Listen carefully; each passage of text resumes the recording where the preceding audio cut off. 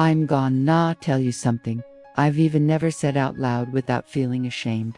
I found a man half dead on my road, and I almost left him there. The rain was coming down like rocks. My kids were asleep in the back room, and for a split second, I stood there with my hand on the doorknob, weighing the risk of opening that door. I'm Hannah Rose Carter, a single mom in the Appalachians, trying to raise Caleb and Maddie with whatever the land gives us and whatever I can handle. That night, a stranger collapsed against my fence, didn't know his own name, covered in mud and pain. I brought him inside thinking I was saving a nobody, but I had no idea I was hiding the most wanted man in the country. And the worst part, it wasn't just amnesia. There were powerful people praying he'd never remember a thing, because the moment he did, someone was gonna come knocking on my door, and I'd have to decide if I was gonna hand him over, or start a war with my own two hands. Before I spill this secret, tell me in the comments, where are you listening from? I was wide awake when the storm really hit. Not that pretty movie kind of rain, but the kind that shakes the house like it wants to rip the boards off one by one. The rain was coming down sideways, hammering the windows, and the wind made the chimney groan a long, low sound that cut through the whole night. I walked through the living room in the pitch dark with a weak flashlight, dodging the bucket I'd set on the floor to catch a leak, and went to the kids' room just to check if they were still tucked in. Caleb was sleeping, curled up, mouth half open, hugging his pillow like it was the last safe thing on earth. Maddie had kicked her blanket off, so I pulled it back up gently, trying not to wake her. When I got back to the kitchen, the battery radio was still on, low, spitting news through the static. I heard the anchor repeat a name for the third time. Logan Pierce, missing businessman, last seen, investigation ongoing. These big shot news stories usually fly over my life like high clouds, mostly because, out here, we only make the news when something goes strictly wrong. I was about to kill the radio when I heard a noise that wasn't the wind. A dry crack near the fence, like wood hitting wood, and then a muffled sound, dragging footsteps in the mud. I froze in the middle of the kitchen, gripping the flashlight tight, waiting for the next sound to tell me if I was just being paranoid. The noise came again, closer this time, and I went to the door, slowly, cracking it open just an inch. The darkness outside seemed alive, the rain creating a veil in front of the dirt road. That's when I saw it, a figure stumbling at the edge of the distant streetlight, covered in mud, body hunched over like every step was a fight. He tripped over his own feet, tried to lean on the fence, missed, and went down hard, right into the mud, and didn't get up. My throat tightened up, not for drama, but instinct. I looked back at the hallway where my kids were sleeping, then looked back at the man on the ground. My hand hovered on the latch, and I froze for a whole second, deciding if I should turn my back or get mixed up in the kind of mess that changes a life. I grabbed my coat, shoved my feet into my boots, and stepped out into the rain without thinking twice. The mud sucked at my boots with every step, and the flashlight was shaking in my hand, but I kept going. When I got close, I saw his face was swollen from the cold and exhaustion, eyes half open and unfocused, like he didn't know where he was. His clothes were expensive, you could tell, even through the dirt hand that didn't match someone dumped on the side of my road. He tried to speak, but it was just a raspy noise. I bent down and yelled over the wind, "Are you alone?" He blinked slowly and whispered, I don't know." I hauled his arm over my shoulder and felt the dead weight of a man who had lost his ground. I dragged him, step by step, to the porch. When the flashlight beam hit a detail that made me stop cold, a heavy ring on his finger, with an engraved symbol, way too clean to be there. Before I could process it, the radio inside cranked up the static and dropped the missing man's name again, Logan Pierce, like the night was stitching the clues together right in front of me. I pulled the man inside, kicked the door shut, and when I turned to really look at his face, I had this gut feeling I'd seen him somewhere, and I knew the storm hadn't just brought rain. I dragged that man through the living room, as best I could know, heroics. No technique, just desperation, not to let a guy die on my porch. The rain was making a puddle in the entryway, so I shoved an old rug over it so my house wouldn't turn into a river. His body was heavy, limp, and his clothes were plastered to his skin with mud. I laid him down near the wood stove, knelt on the floor, and pointed the light at his face. There was a gash on his eyebrow, dried blood mixed with dirt, and a nasty bruise near his jaw. He opened his eyes for a second and then shut them again, like the light hurt. I looked down the hallway and saw Caleb standing in the bedroom doorway, barefoot, hair all messy. "Mom," he whispered, with that voice already loaded with fear. Maddie popped up behind him, clutching her brother's t-shirt. I put a hand up. "Go back to the room now, and shut the door." Caleb hesitated, eyeing the man on the floor, but he listened. I heard the door click shut and felt the back of my neck get hot. I knew whatever I did now would splash back on them. I grabbed a towel, a clean cloth, a basin of warm water, and started cleaning him up the way life taught me, slowly, without asking big questions in the middle of chaos. His skin was freezing. I checked his wrist pulse was weak, but it was there. He groaned softly, trying to roll over, and I held his shoulder so he wouldn't crack his head on the floor. "Hey, stay put," I said, same way I talked to a spooked calf. He opened his eyes again and stared at me like I was the only solid thing left in the world. His lips moved, and a thread of a voice came out. "Where am I?" I answered. "My house. Clay Ridge. You collapsed on my road." He tried to sit up and failed. His hand grasped at the air, like he was trying to grab a name, a memory, anything. I don't remember," he said. "That's the most honest and scary thing a person can say." I watched him. His look was empty and desperate. No acting. It was like he woke up in a stranger's body. I saw that heavy ring on his finger and thought, robbery, trouble, something sketchy. But when I looked at his face again, I didn't see a bad guy. I saw someone broken.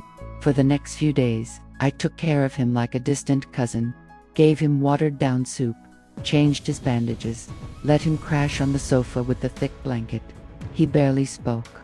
When he did, it was always the same dead-end questions.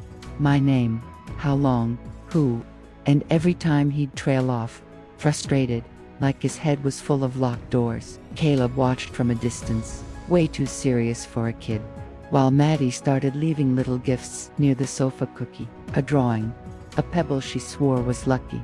On the third night, I was stirring a pot on the stove and felt eyes on me.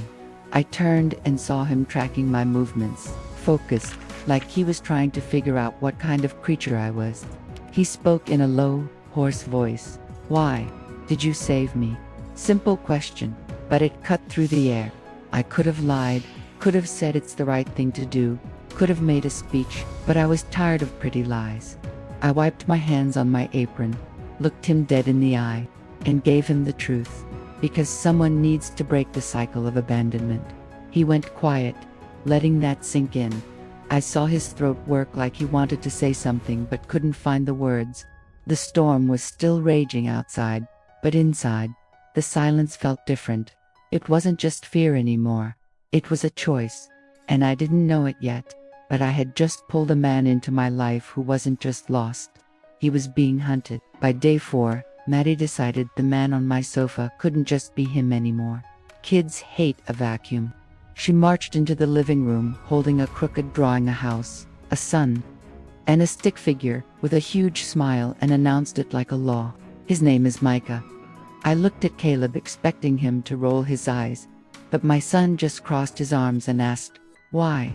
Maddie shrugged, dead serious, "Because it sounds like the name of someone who comes back." The man Micah, I guessed, turned his head slowly, confused, and let out a tiny, almost painful smile.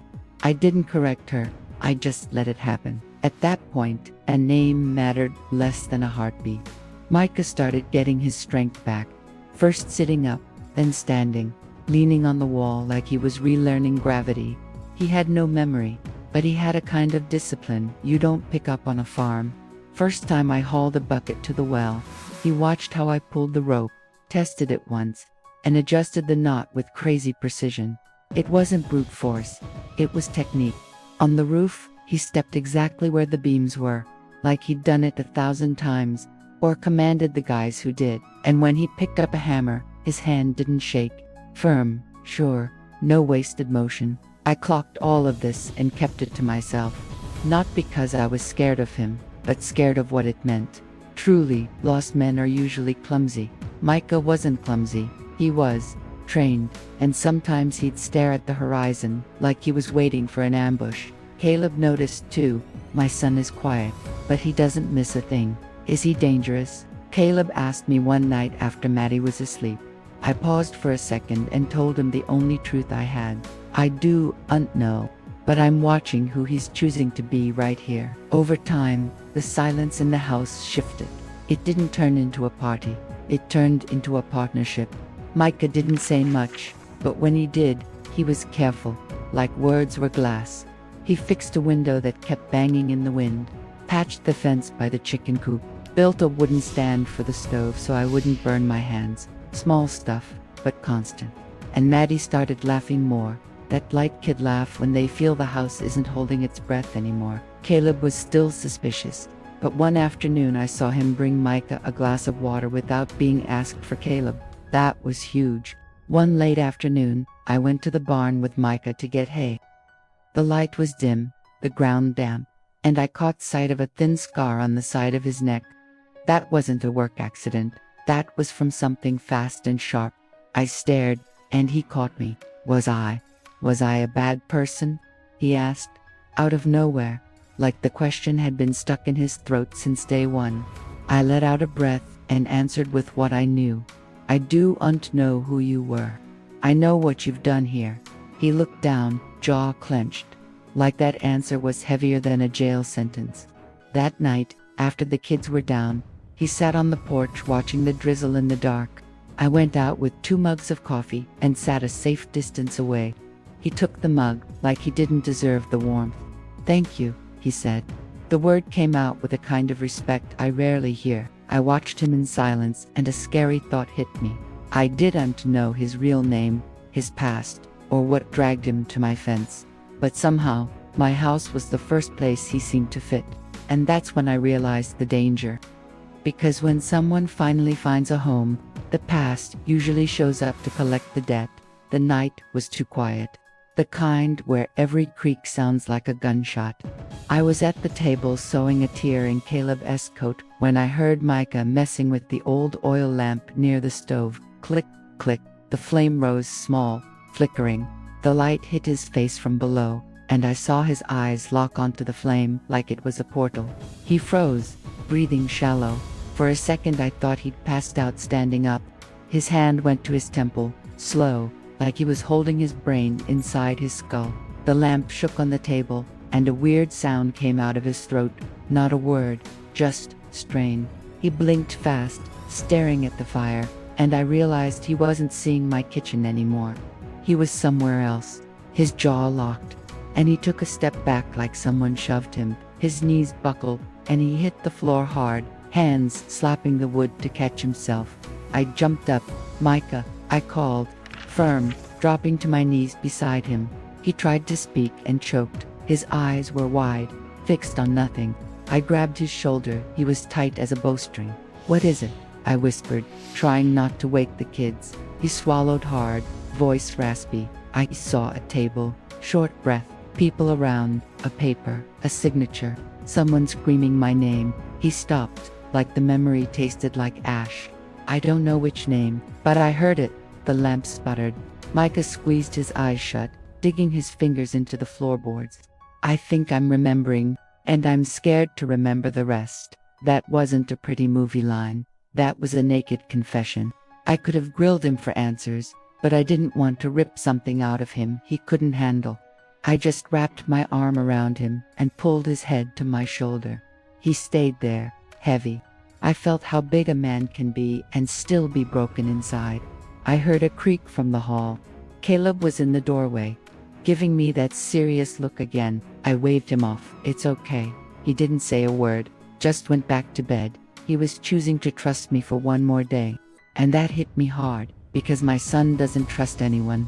When Micah caught his breath, he pulled away a bit, looking at me like I was his only anchor. If I'm a bad person, he started. I cut him off. You don't decide who you are by your worst day, I said. You decide by what you do tomorrow. He went quiet, absorbing that. I saw his face relax, just a fraction.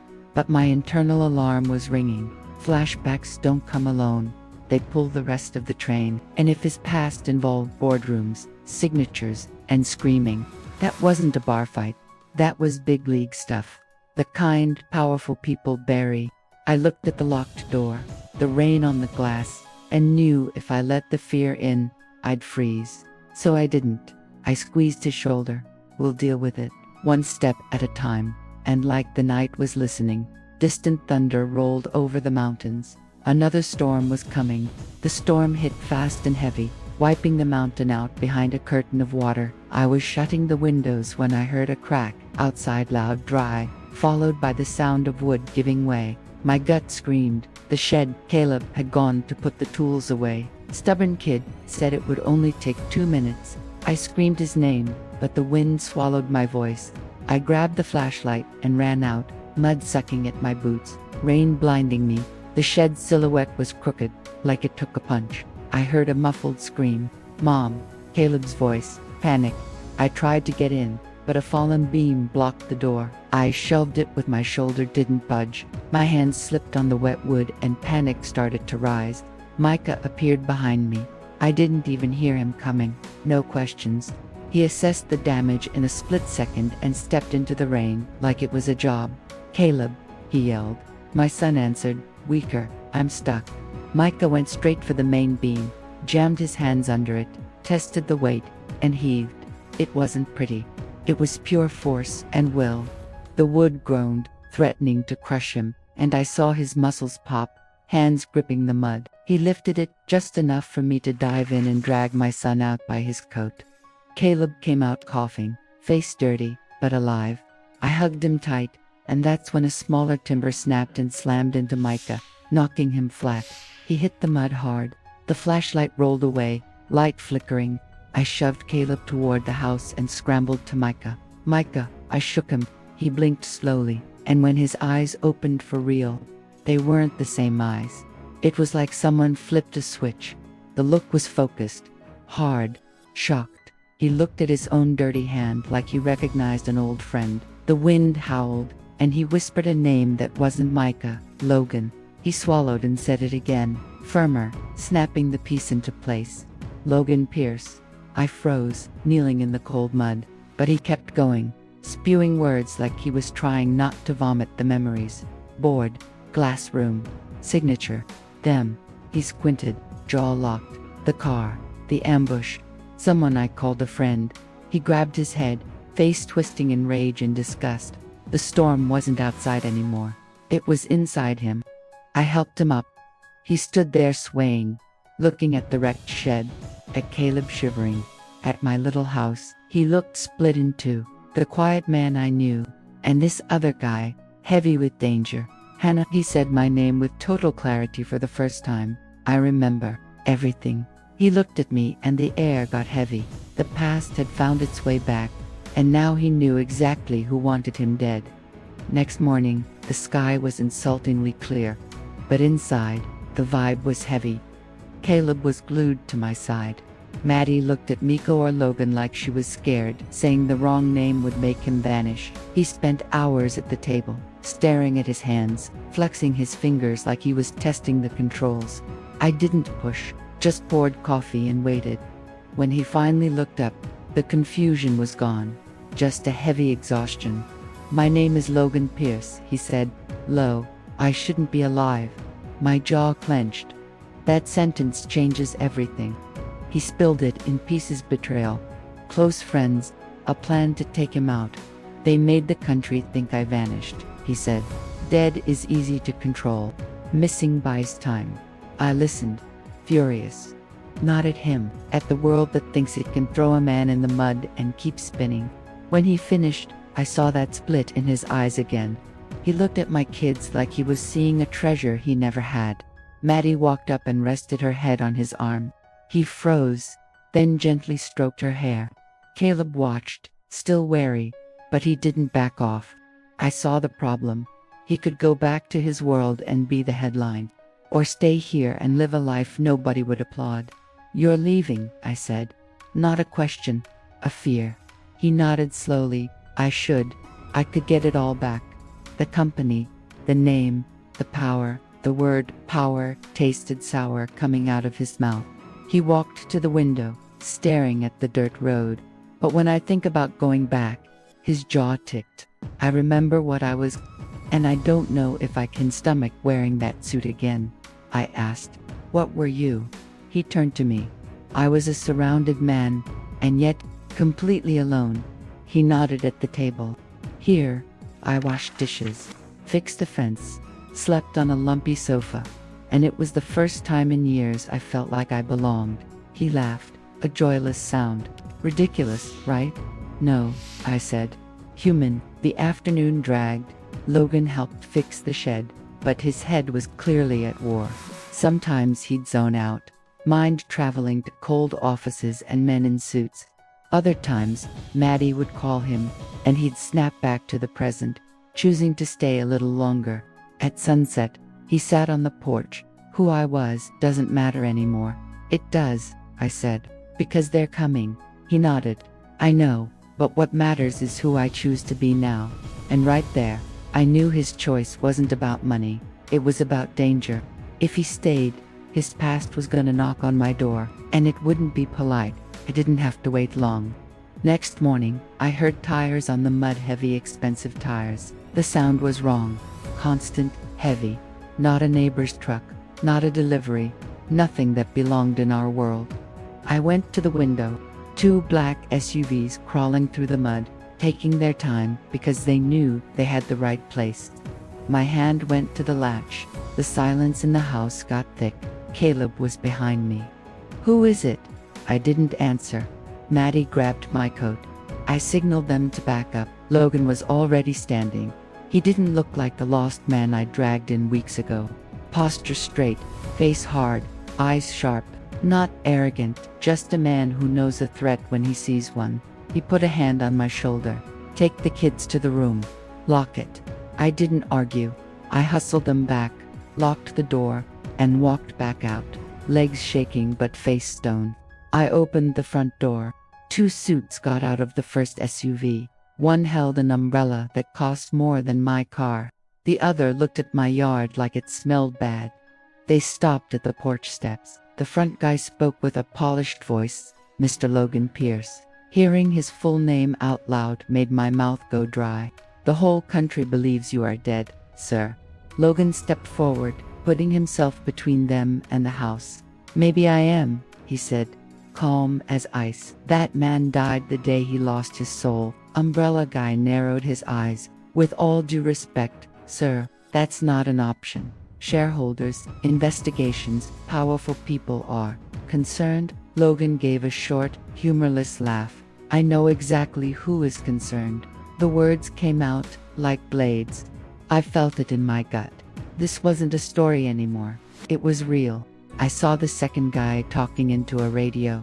I stepped up. "He's hurt. He's not going anywhere today." Umbrella guy looked at me like I was dirt on his shoe. "Ma'am, this doesn't concern." Logan cut him off. "Respect her." The air changed. The radio guy stopped talking. Umbrella guy tried to regain control. "Mr. Pierce, your lawyers, family, police, everyone needs to see you. You don't understand the magnitude of this." Logan took a breath, jaw hardening. "I understand. I lived it." He jerked his chin at the road. "Leave, now. I need time." The guy hesitated. "We can't." Logan took a step closer, voice low and dangerous. "Yes, you can. Unless you want to go back to the city with questions about who ordered me left for dead." Silence. Just a bird chirping in the hum of engines. Umbrella guy swallowed hard and nodded. 3 days, he said, maximum. Logan stood his ground until they backed off. When the SUVs turned around, I realized my fists were clenched so hard, my nails were digging in. When they were gone, Logan let out a breath and turned to me. "I have to go," he said.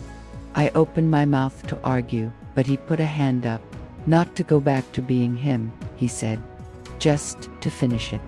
To cut the chains." My eyes burned. "What if you don't come back?" He looked at me with a brutal honesty. "Then I become news again, and you become targets." That's when I got it. Leaving wasn't abandonment. it was protection. But hearing Caleb unlock the bedroom door and run out, I knew this goodbye was gonna take more than we had to give. He left 2 days later, before the sun was fully up. No porch drama, no big promises.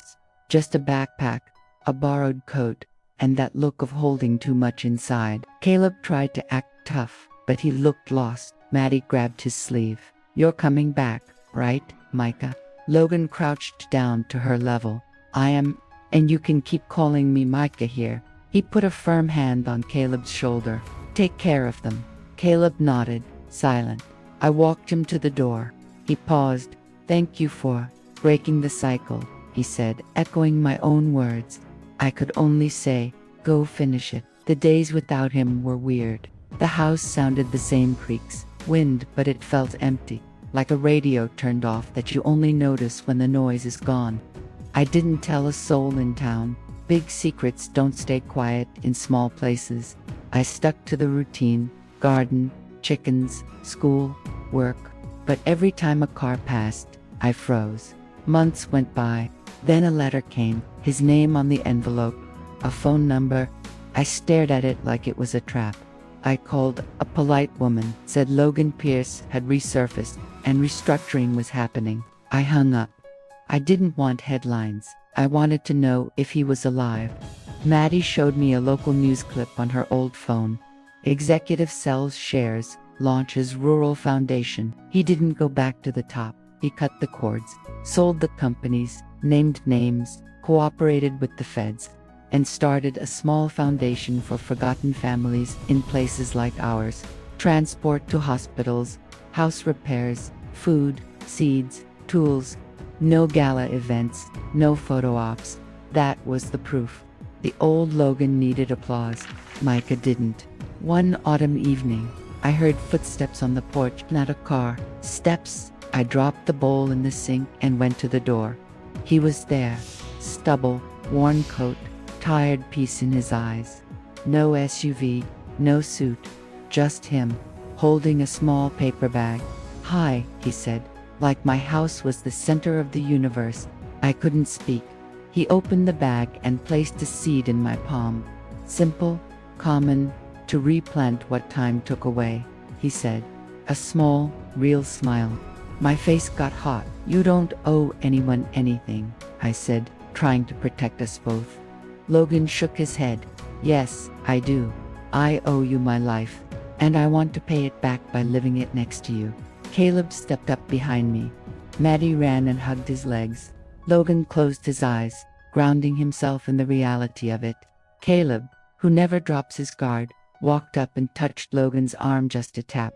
But it meant everything, and I understood that, even without a ring or a speech, this was the hardest, cleanest choice a man can make, staying where nobody claps. That night, we planted the seed by the fence, right where I found him. Logan looked at the dark mountains. Sometimes you have to die to the world, to be born into a life. I grabbed his hand and squeezed. He came back, not as the famous man everyone wanted, but as the man who chose to stay. Today, if you pass by our fence, you'll see a sapling growing exactly where I found him. I look at it and think, justice isn't always handcuffs and headlines. Sometimes justice is a man having the guts to burn down his own empire so he doesn't destroy anyone else. Logan could have gone back to being the king. Instead, he chose to be Micah. He cut the dirty alliances, named names, and found a way to help families nobody sees. Not to look good, but because he saw what abandonment looked like up close and decided not to repeat the cycle. And me, I changed to I stopped thinking surviving alone is a badge of honor. Sometimes strength is letting someone in, as long as they come with the truth. Would I do it all again, in a heartbeat? I'd open that door again, even scared, even with no guarantees. Because that night, I didn't just save a stranger. I saved a chance at a different life for all of us. What about you? Would you have forgiven? Would you have let him stay? If this story hooked you, leave a like, subscribe, and share it with someone who needs to hear this today.